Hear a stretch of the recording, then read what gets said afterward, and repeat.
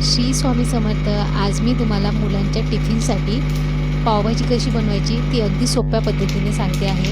सर्वप्रथम आपण मोठ्या कढईमध्ये 2 चम्मच तेल घेतलं, त्याच्यामध्ये जिरा, मोहरी आणि हिंग टाकलेलं आहे. त्यानंतर चॉपरमध्ये आपण अद्रक, लसूण, कांदा सगळं बारीक करून घेऊया आणि ते पण तेलमध्ये टाकून घेऊया. थोडंसं गोल्डन झालं होईपर्यंत परतून घेऊया आणि त्याच प्रकारे चॉपरमध्ये आपण मोठेवाले 2 टोमॅटो चॉप करून घेऊया आणि ते पण या फोडणीत टाकून घेऊया आणि छान खमंग वास यायला लागला या फोडणीला की त्यानंतर आपण त्याच्यामध्ये सुके मसाले टाकूया आणि याच्यामध्ये तुम्ही तेलमध्ये थोडंसं बटर पण टाकून घ्या 1 चम्मच.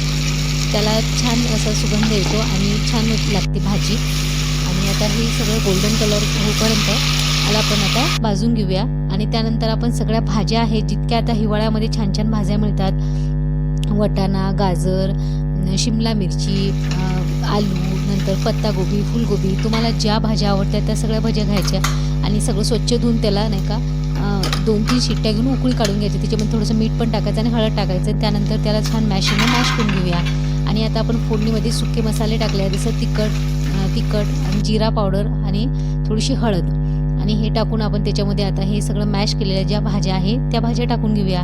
भाज्या छान मॅश करून टाकून घेऊया आणि त्यानंतर याच्यामध्ये आपल्याला जसं पाहिजे तसं, जेवढं थिक पाहिजे किंवा पातळ पाहिजे तसं पाणी टाकूया. पण पाणी प्लीज गरम पाणीच टाका. थंड पाणी टाकलं तर या भाजीला चांगलं असं घट्ट होत नाही आणि टेस्ट पण कमी होऊन जाते त्याची.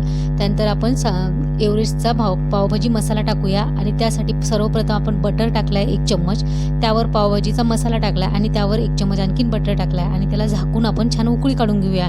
पावभाजी मसाल्याचा छान सुगंध येतो. त्यानंतर आपण कापलेला हिरवा आपला सांबार टाकून घेऊया आणि त्यानंतर ही भाजी आता रेडी झाली आहे. आता आपण पाव पण छान थोडंसं बटर लावून भाजून घेऊया. चवीनुसार मीठ पण टाकून घ्या आणि भाजी उकळताना पण मी याच्यामध्ये मीठ टाकलेलं आहे, त्यानुसार आपल्या चवीनुसार व्यवस्थित मीठ टाकून घेऊया आणि आता भाजी रेडी झाली आहे आणि पाव दोन्ही साईडनं बटर लावून आपण छान भाजून घेऊया आणि बस आता खाण्यासाठी आपण काढून घेऊया. आणि मुलांच्या टिफिनसाठी पण ही झटपट बनणारी भाजी आहे. यामध्ये तुम्ही पावभाजी मसाला जरूर टाका, त्याच्यामुळे आणखी त्याचा स्वाद चांगला येतो आणि अशी झटपट तुम्ही पावभाजी बनवा आणि एन्जॉय करा. पाव बघा मी छान सगळे बटर लावून सगळं भाजून घेतलं आहे गरमागरम आणि खूप छान लागतं ही पावभाजी आणि झटपट पण होते. आणि हिवाळ्यामध्ये ते एवढ्या साऱ्या भाज्या येतात ना, त्यामुळे या भाज्यांचा फायदा आणि आपल्याला हेल्दी खाण्यामध्ये जर पाहिजे असेल तर पावभाजी नक्कीच करून तुम्ही खा आणि एन्जॉय करा.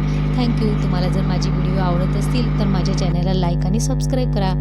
बाय. श्री स्वामी समर्थ. जय जय स्वामी समर्थ. बाय.